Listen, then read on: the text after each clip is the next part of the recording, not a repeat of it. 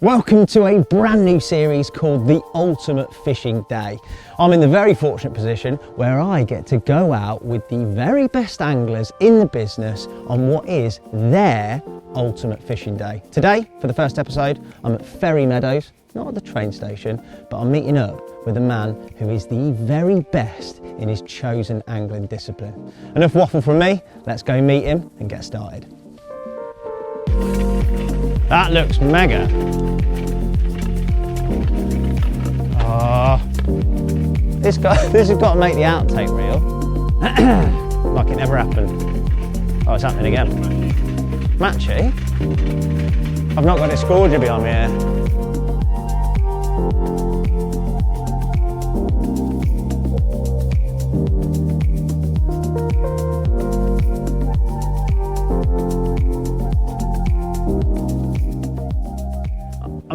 I'm trying to do this left-handed. Well, Rich has lent me his trolley.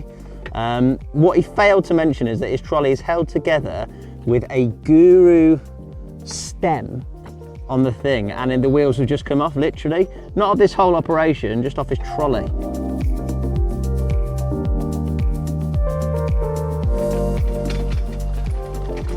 Steve Ringer. How the devil are you, mate? Yeah, good, thank you. Yourself? Good to see you, mate. Where have you brought me, and why have you brought me here for your ultimate fishing day, mate? I've brought you to my favourite venue. I hope that's not going to bite me later. We're at Ferry Meadows. We were going to go on Overturn, but as you've seen, there's quite a lot of weed in Overturn. It's choked, isn't it? Yeah, so we're on Gunwade, we're on peg 95, which is decent-ish area. Obviously it's gone flat calm, and there's an odd fish moving. I'm a little bit worried about the weed. It's a bad time of year for weed, but BREAM love weed. So I'm pretty confident we're going to have a few. But what I love about this place is, which is not great for filming, it's the unknown. Okay. It's a big natural water. Yeah. It's not stocked. We're fishing for fish that could be anywhere in the lake. They could be here, they might not, which is obviously not ideal for a day's filming, but I'm confident. This is a good area. Yeah. BREAM sitting areas. But what I like about this is the fact it's a little bit more exciting, as in you don't know if it's going to happen. And if it does happen, it could be like one of the most epic days BREAM fishing ever. Epic day and BREAM fishing. Don't go hand in hand, do they? Mate, the last time we were out together, we were BREAM fishing. We were, yeah. On another big natural reservoir, and I nicked the BREAM off your rods, didn't I? Yeah, you did, at the end of filming. Yeah. You did. So let's hope there's not a repeat of that. We're not scratching around for BREAM. But it is a mega beautiful venue, and it is a big sheet of water. What we got? What acreage have we got? I've got no idea, but this is what they call Gunwade, and there's a little channel that goes into Overturn. And obviously the BREAM can switch. It's also fed by the River Nen. They can swim out that end, and the Nen flows in at that end as well. Right. So you've got the fish can migrate in and out. So there's some big carp in here as well. I'm not saying we're going to get some big tench, but it's that mystery factor which I think is the exciting part. You know when you go on a commercial, obviously there's a guarantee. Yes. There's no guarantee here, and obviously I'm going to make some excuses now. Conditions are really poor for BREAM. It's flat calm. It's really high. Feels high pressure. Yeah. It's going to be 28 degrees. Yeah. So we might have a work cut out, but some of my best days here have been terrible conditions. So. Well, we're going to talk about all that. We're going to look at how you're going to go about it. We're going to look at the ins and outs of your history on the place and this type of fishing. But primarily, while it's not absolutely baking hot, let's get set up, let's get fishing. And I'm going to say it, looking forward to a bit of BREAM fishing, mate. I'll quote you on that in about 2 hours. When I'm dooming. Yeah. Come on, mate, let's get sorted. Cheers.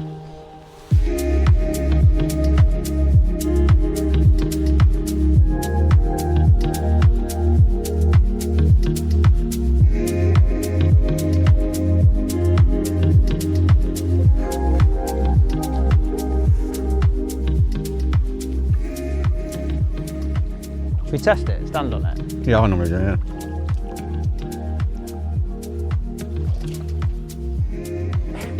Stand on the front bit as well to make sure it's not moving. I'm quite scared, Steve. I'm not gonna lie.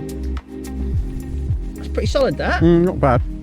Mate, for a first time, that is pretty good, isn't it? See if you can get your box on it now.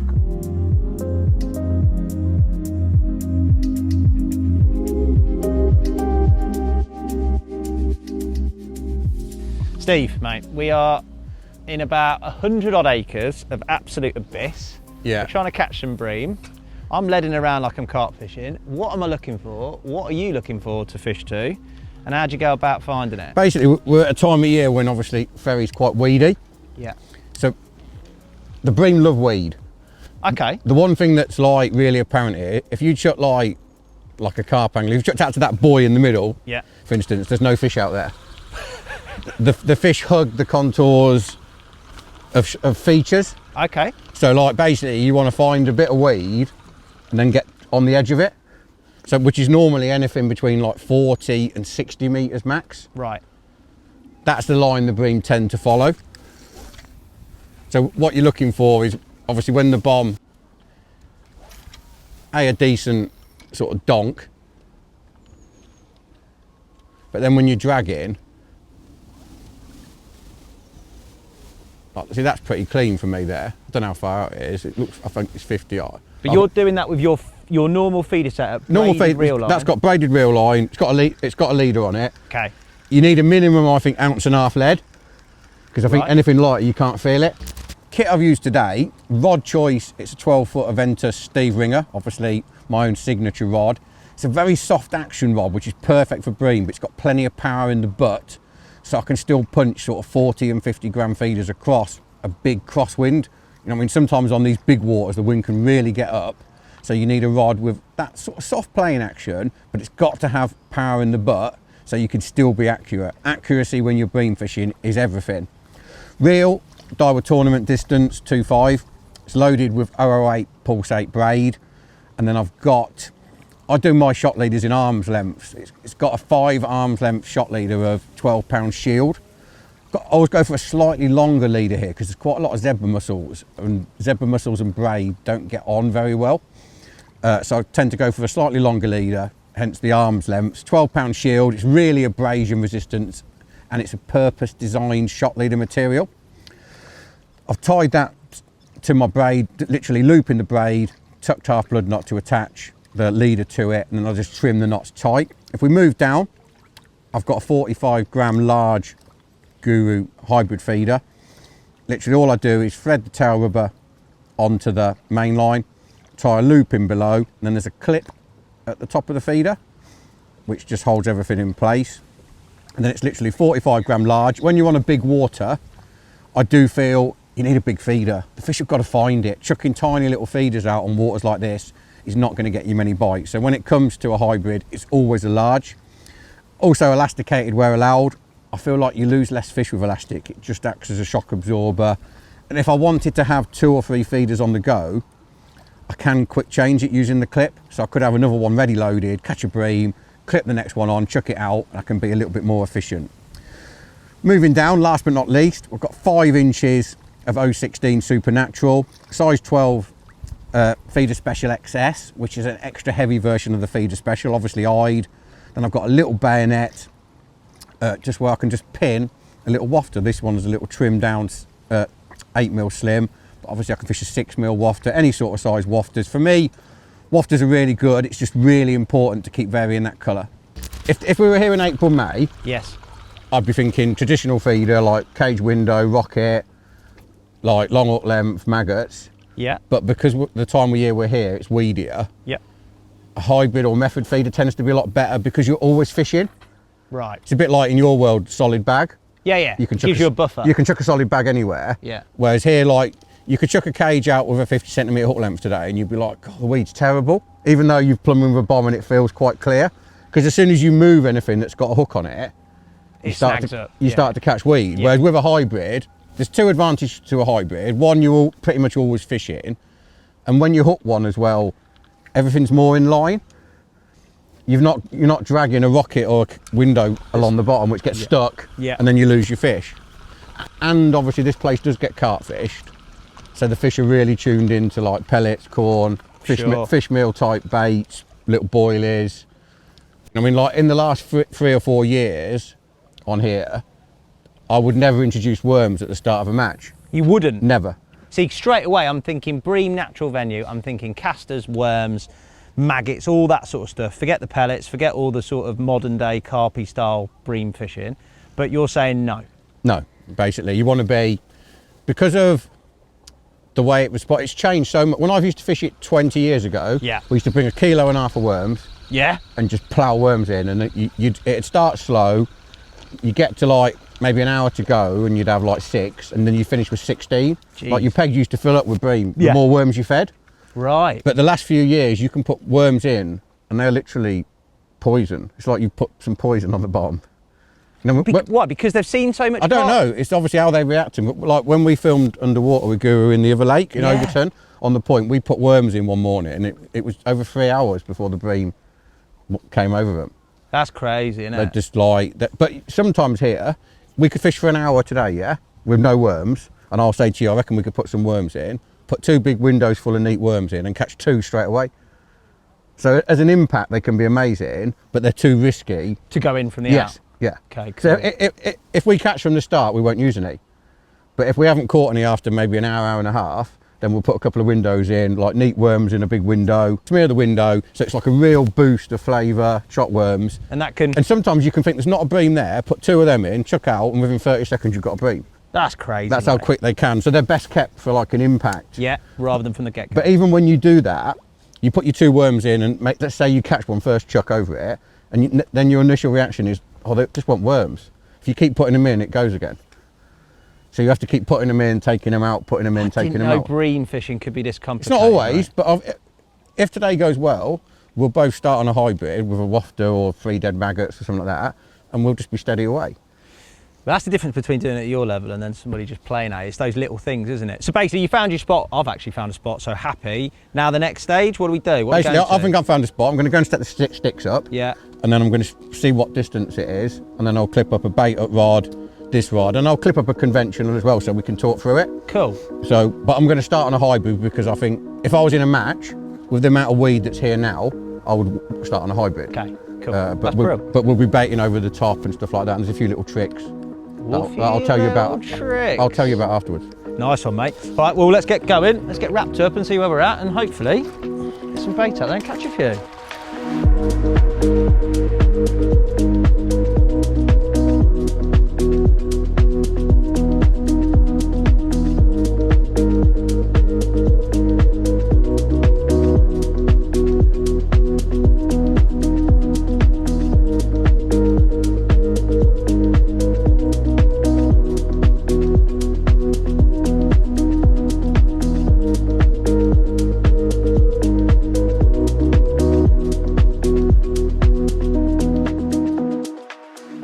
We're fishing, Steve.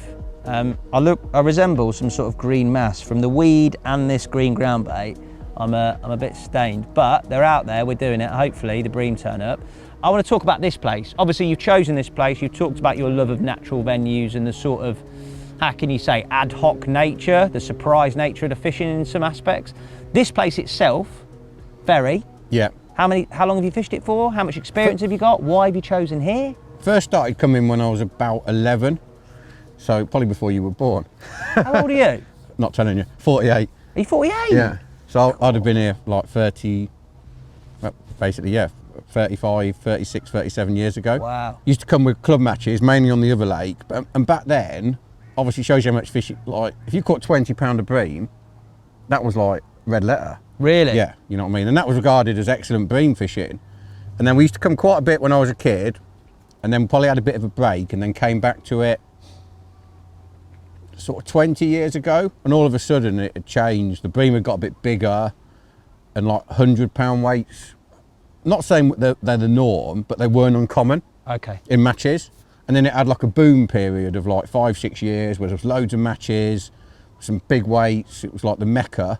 And then it sort of, fishing started to go off a bit, and it got really weedy. So everyone stopped fishing it for, I reckon, 2 years, and like just got forgotten about. And then all of a sudden, like after the 2-year break, a few pleasure anglers started fishing it. Started to hear a few bits that could catch it as the matches started, and it was like it was completely rejuvenated. And all of a sudden, £100 weights were back. Wow. Like the bream had got bigger, double figure fish weren't unheard of. Really? Yeah. But since then, it's gone in cycles. Like this year, it's had a tremendous year. It tends to fish. It's changed since I was a kid. When I was a kid, August, September were the best months. Right. And you never saw any weed in here. No weed? No weed. Like, okay. And then now, I'd say the last 10 years, the best 2 months are April and May. And then obviously after June it starts to get weedy and it gets harder. I don't know whether the bream migrate, because obviously it's linked to the River Nene, whatever you want to call it. So they migrate out and there's just more in here in April and May. But there's never a period where there's none in here. But in April, May, like £100 catches. Like we had a 3-day festival, I think 3 years ago, and like you needed £150 for top 3 in the match. Wow. And it is one of them venues that responds to bait. So if you fish it for 3 days, first days can be tough, second day better, third day better. It's like the more bait goes in, it switches them on. So you're saying we've got to stay in these swims for 3 days? Don't know the way it started, maybe 4. But no, what I love about it, I thought you were striking then. No, mate. Is the fact is the mystery. It's like I'm hoping we're going to catch today. Yeah. But I can't guarantee it. But that's part of the appeal. You said that before. Yeah, it is to me, because don't get me wrong, you always want to catch, but if you catch £100 every time, then to me you don't appreciate the £100. Don't snap that tip of my rod. I'm not snapping the tip of your rod, Steve. Don't panic. If you catch £100, this was £100 every time you sat down, Got £100 a Canadian. It'd be boring. Whereas the fact that it's not £100, I've had more blanks here than any other venue, I reckon. Don't say that. On the ultimate fishing day, Steve, you can't This blank. is the ultimate fishing day. It's the ultimate weed day at the moment. This floating weed's making things hard, isn't it? Yeah. Match-wise on here, your best wins or your best weights or your best memories? £144. That was off this lake. There's a bit up there called there's a big statue, it's called the Monument. Just the other side of the Monument, yeah. I had 144. But wow. like there was 100 and, about 10, 12 pegs to the right, there's a fence comes down. To the right of that, there was 150 2 weeks ago. Yes, I thought I was in them, but I've got a massive load of I've just weed. knocked that down to you, that's why, mate. Yeah, cheers. Yeah, enjoy that. So this time of year, they're a little bit more, it's not as prolific, but there's still the opportunity. And that's what I love about it. It's like, we've been going 30 minutes, 25 minutes. If we get to an hour and we've not had one or a sign, worms. I'll be worried, and I'll be chopping some worms. What about also like work-wise, not just your competition fishing and your good weights on here and the fact that you like the style of fishing, but also I've seen the latest Guru episode, the underwater on here, mate, which looked absolutely fascinating, to be fair, in terms of like the change in the fishing, how they behaved, and actually seeing it from that perspective. How did you find all that? It's interesting, because obviously it's nice. A lot of times, obviously, because of the conditions you need for underwater, yeah, you have to fish on venues that you're not familiar with. Whereas to come to somewhere like Ferry, which is, I'm not saying heavily match fished, but it gets match fished. It's a venue I fish a lot. Yeah. It was a nice opportunity to see how the bream behave. Did they behave like I thought they were going to? How many come in your swim? You know what I mean? How many times did they get away with it?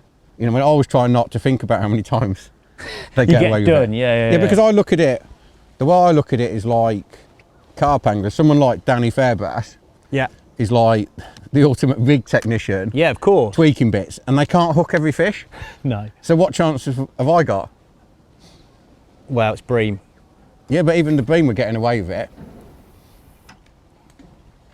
But it sort of opened my eyes to like how you can have, it's like I'm saying now it'd be nice to get a sign.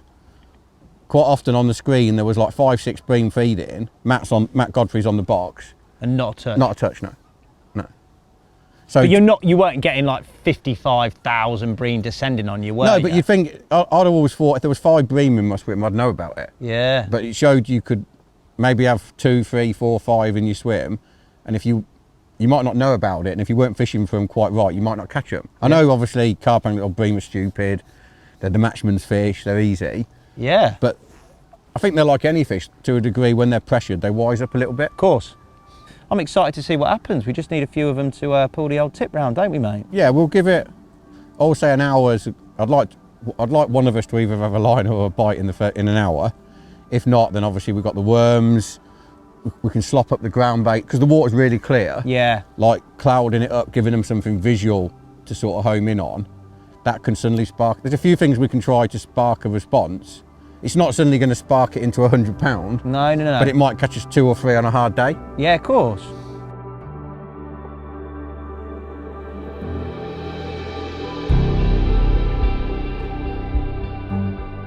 Go on the boy, mate. It's took a bit longer than I hoped for.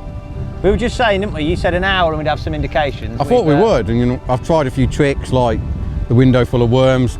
Although I've caught this fish, it's took about an hour after that, so I can't link it. I put a couple of sloppy feeders in, but I did have a sign the chuck before. Yeah. And the wind's got up. It has got decidedly more blowy, hasn't it? Go on the boy, get in that net. There we go. That's a decent bream, Stevie boy. Well, I haven't blanked. Well, that's a bit rude. Mate, that's a good bream, isn't No, it? they're lovely. They're lovely fish. They just don't give themselves up. Well, mate, that is a touch. Well done. A little pink wafter. Little trim down. Trimmed it down. He's put me on the yellows and you've got pink. No, I gave you a pink. You started on a Classic. pink. No, well done, mate. Hey. You started on pink, but I do think it's unusual to catch one. So I reckon this is going to hate the sun, I bet. Yeah, he is. Oh, he's a good one, mate. I'll pop him in the net. Yeah, you stick him in the net. And I'll get back out and catch his. Mate, that's quite a quick bite as well. They're on you, mate. Get it back out there. 4-minute bite. He's timed it to perfection. That's a good, mate, that's good going because it's tricky conditions. It's a tough venue anyway, mate.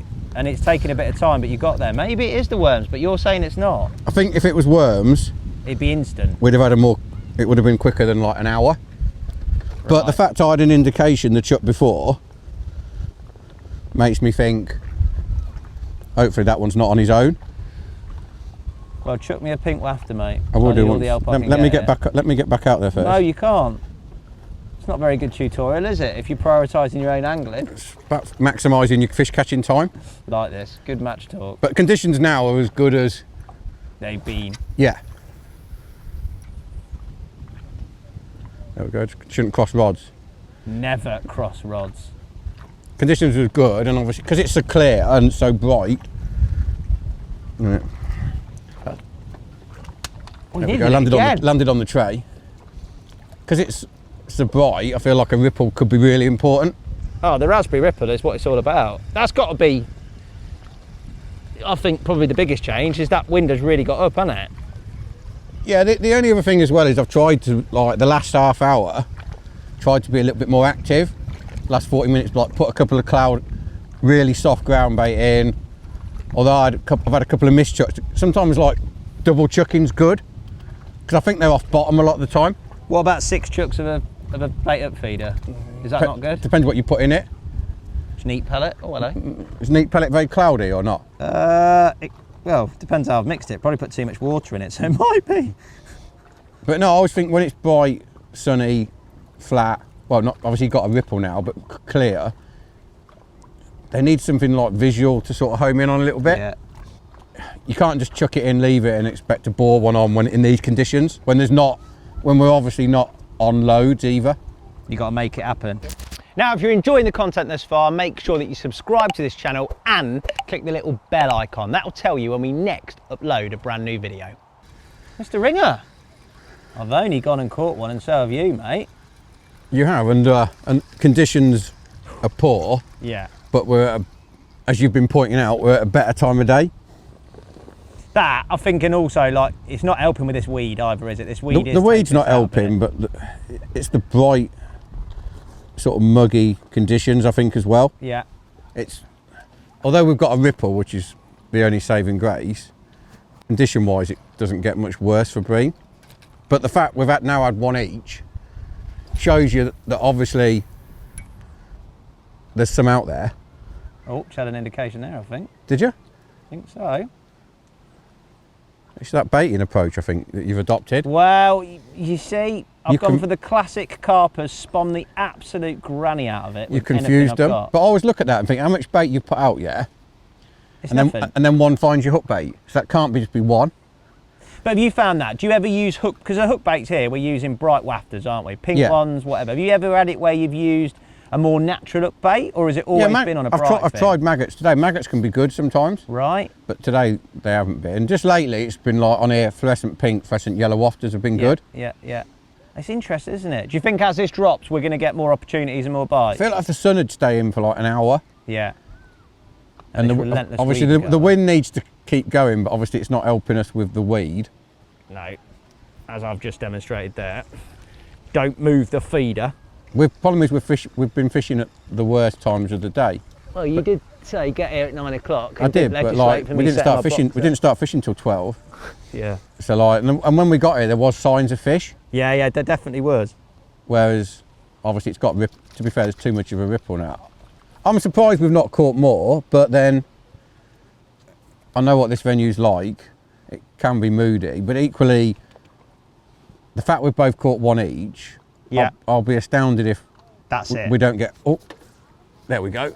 Wow, he's timed it to perfection. I tell you, the interesting thing is as well. Regular casting. Yes, that's a 1 minute bite. Whereas your fish came after a little cluster of casts because of the weed. Because I was messing up, yeah. Yeah, and obviously my first fish come after 2 sort of not great casts where I just reeled it straight back. You've never not done a great cast in your life. But we were talking about it when you're not 100% happy. Yeah, yeah. So my first fish came where I cast it. It hit, and it was all right, probably at 80%, but it has to be 100%. So I reeled it in, chucked it again, 80% again, chucked it back out and caught one. And I don't think that's coincidence. No. I think they're off bottom. And that regular casting. Yeah, dragged one down, yeah. Well, mate, it's boding well, isn't it? It's amazing though how the mood, with bream fishing, you can go from lower than a snake's belly to suddenly feeling like you're going to catch. Mate, that bite, I genuinely didn't think I was going to catch. It is tricky. There's a lot of like nuances with the type of fishing. Normally on here though, you're not dealing with this amount of the weed and the condition. And we've had like, what, 4 or 5 days now of horrendous bream conditions. Yeah, yeah, yeah. So I do think... But I think in a weird way, that's why you like it though, isn't it? Because it is so changeable. It is so I like it because it's challenging. Yeah. I'd love to have come and just shown it as we've caught one every chuck and we're now sat in the pub. But that's not fishing though, is it? No, it's not relative. I'm not slating any fishing videos, but you look a lot of the times where you could go to a commercial, you could catch loads, and this is proper fishing, as you said before. It can be challenging. It has been challenging at the start, and you've worked at it and managed to get through. But also it showed, like, it would have been easy after 2 hours just to say, well, it's just not for us today. Well, Rich wanted to go to the pub, mate, after about 10 minutes. To be fair, I don't think he was on his own. But it just goes, I think they are there. Yeah. Maybe a change in conditions, change in light. Or regular casting. We've been a bit more, don't know, probably been a little bit lazier than we should have been. Yeah. It's quite a nice fish. Is it good? Yeah, that is a nice one. Go on, Steve. You wound yours in a lot quicker than me, to be fair. Well, I don't think mine was as big as that. I'd love to see like how many that I think would be like. Well, if you saw how many was actually out there, you'd be like, God, we're bad at fishing.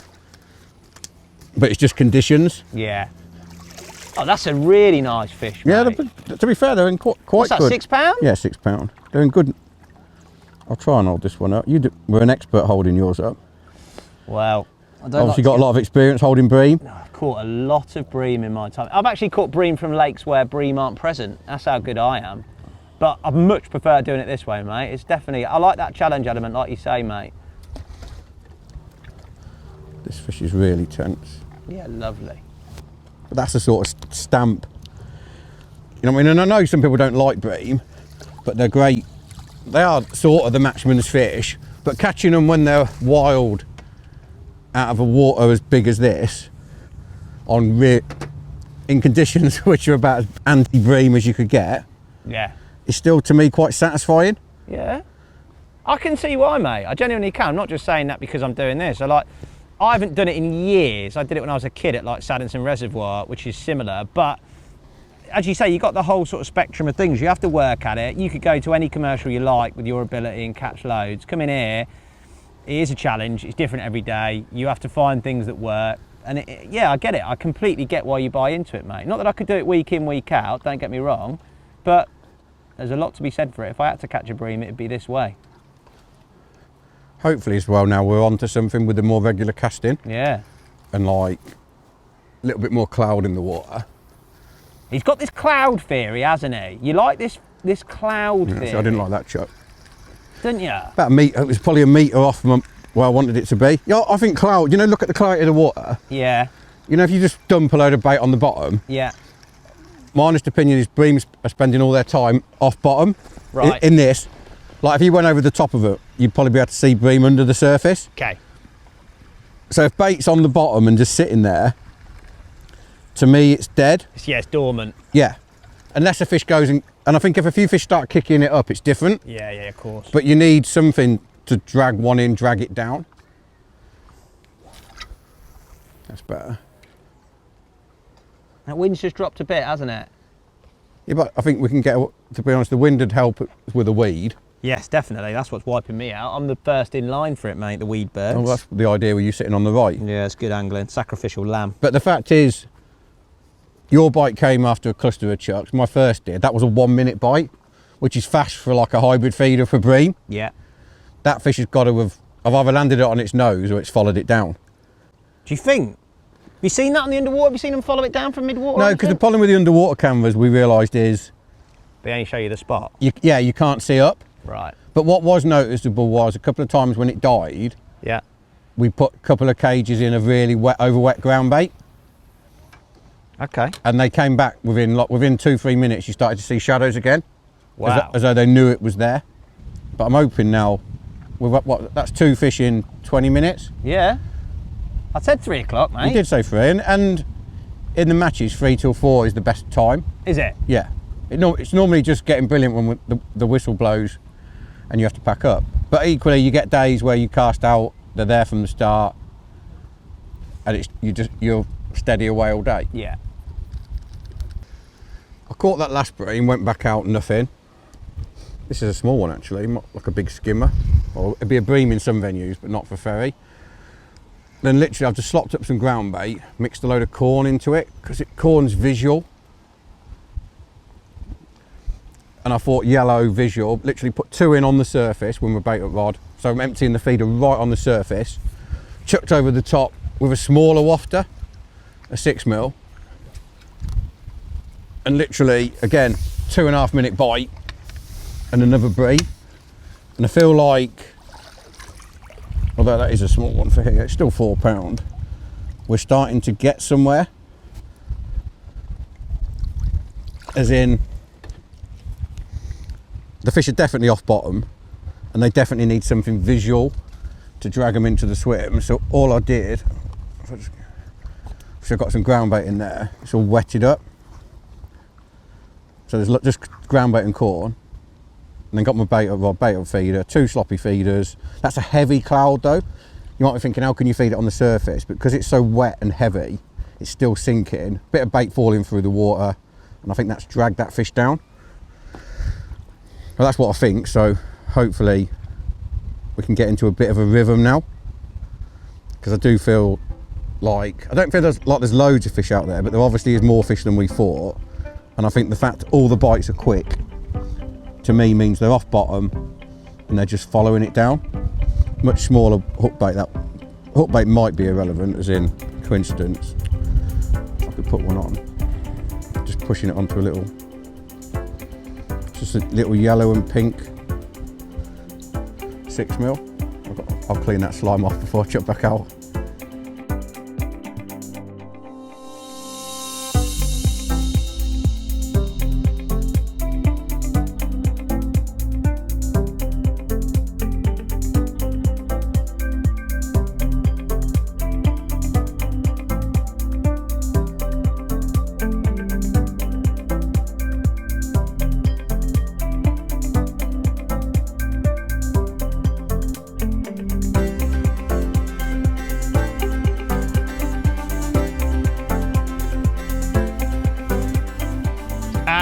Absolutely hauling is the boy. Difficult day, difficult conditions, weedy.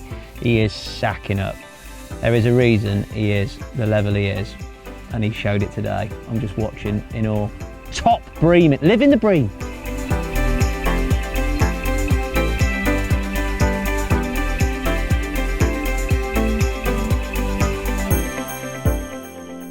Mr. Ringer, you have had a blinder, so that was an education. You have. It was tricky, mate, and you made it happen. I've had to work hard, mate. But it shows you that even on the worst possible of days, we haven't kept them all. No. But you can still have some fantastic bream fishing. That's incredible, mate. You know what I mean? And we've put some back because obviously you don't want too many in nets either, keep the club happy. But it shows you a couple of hours in we could have easily given up. You could have. I've started to get a little bit down because I'm feeding off your energy. No, mate, honestly, genuinely, that was a massively impressive bit of angling, mate. As you said, it looked bleak at one point, tricky conditions, natural venue. It was a privilege to be out with you, mate. Thank you so much. No problem. Thank you guys for watching and listening. We'll be back soon with another video. Until then, make sure you follow this man, and hopefully I'll see you again soon.